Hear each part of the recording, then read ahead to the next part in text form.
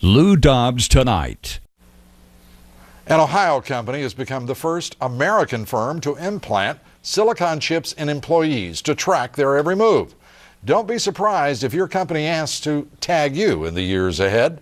Bill Tucker has the story. Sean Darks, chief executive of CityWatcher.com, didn't want to ask his employees to do anything he wouldn't do, so he had this chip embedded under his skin.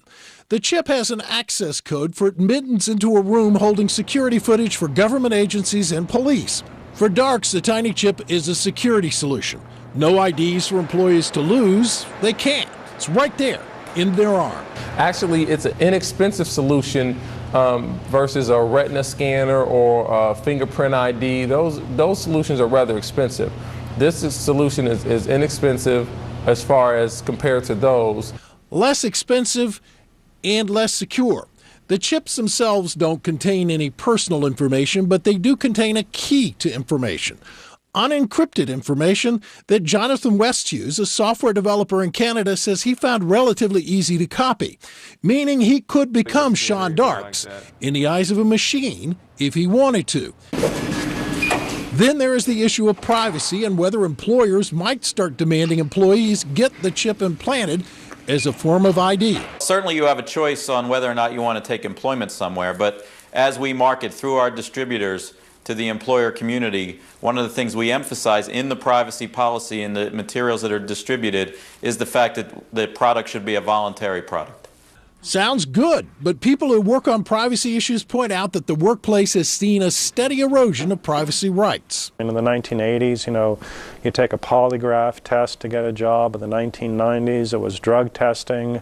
A little later on, it was reading your email. And in each step along the line, you start to ask the question, is the law going to create any zones of safety?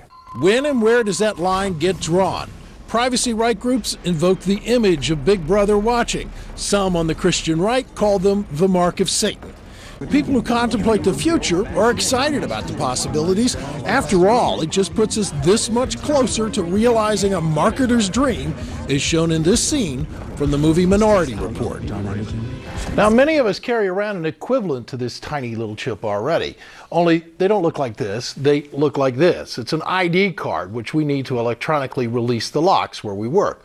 Of course, the difference is, Lou, when I get home from work, I can put this card down and walk away from it. It does raise some fascinating and difficult issues. And it looks like this is going to take hold, huh? I don't know if it'll take hold or not. I mean, there's a lot of resistance because, well, fundamentally, there's something creepy about somebody putting a chip in your arm. I think so. I do too. Bill Tucker, thank you very much.